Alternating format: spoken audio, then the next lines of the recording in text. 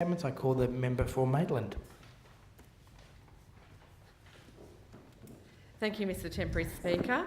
On behalf of the women of Maitland, of New South Wales Labor, in fact, I urge the New South Wales Government to push for progress on International Women's Day. The Government is running currently up to 2 years behind on a number of key pieces of legislation and policies which will help to achieve gender equality in this state. This is across a number of portfolios, not just the women's portfolio, not just the prevention of domestic violence and sexual assault portfolio. The lack of a strong female presence amongst senior cabinet ministers in this government is stymieing the voice of women, and it is leading to a policy wasteland for us. There are a number of key failures of the Berejiklian government in developing a comprehensive strategy to improve gender parity. Work on a New South Wales sexual assault strategy was announced on the 14th of October in 2015. It was going to take 6 months. 2 years later, more than 2 years later, we are still waiting for that strategy to materialise. Changes to the New South Wales Residential Tenancies Act to protect... Point of order. The member for Davidson writes is on point of order. The member for Maitland will resume his seat. Mr Speaker, the purpose of a private member statement is to speak about some matter connected to one's electorate, not a general, not a general criticism of the government and review of legislation which is before this House. The member for Davidson's point of order is quite correct. The private member statements are to be used to make reflections about your own electorate. I'll draw the member for Maitland to that.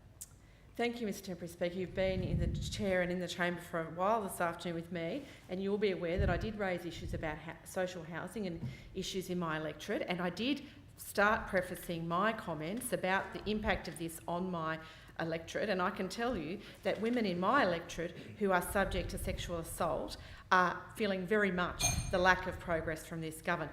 The women in this state who are being forced to stay in houses because they're under a residential tenancy lease that is penalising them for property damage or rental debt caused by a violent partner are very angry with this government. And again, women in this state who are looking for a cohesive, comprehensive strategy on women's issues in my electorate are very angry with this government at their lack of legislation and policy. In fact, those women who would have read the Daily Telegraph report of February 2018 saying that Sydney experiences twice as many rape complaints as New York City would have been thinking about the rape levels in the Hunter and in Maitland and realising that there was a problem here. And in fact, those who were impacted by this government's cruel cuts to refugees in 2014 would also be very angry at this government's way of dealing with it. And I thank the member for Davidson for mansplaining that to me, those rules of the House. And I do actually... Point of order. The member for Davidson rises on a point of order. The member for Maitland will resume his seat. Thank you. I take that exception to that accusation, and I ask you to withdraw it. That was not what I was doing. I was making a legitimate point of order. If you want to pontificate, please adhere to the same standards that you expect those others on the other side to adhere to. Well, the member for Maitland has been asked to withdraw that statement.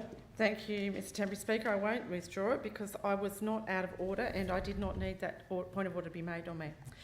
As was happening in question time today, we saw that the claims, and I've been lectured in this place, that this government has a whole-of-government approach to the prevention of domestic violence and sexual assault. This is an issue of central concern to my electorate, absolutely central. We are one of the fastest growing communities in this state. We are also one which experiences one of the fastest rising rates of domestic violence in this state. And for this government to be lecturing us on a whole-of-government approach when the Minister for Women got up in this place and could not tell us anything about the sexual assault strategy is a disgrace. And these are concerns that I have.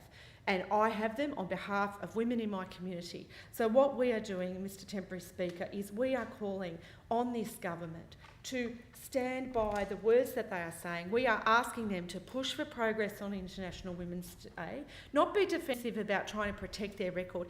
The record's there, 2 years behind in this legislation. Sexual assault strategy, women's strategy, residential leases, 600 days since they made this announcement and had no action.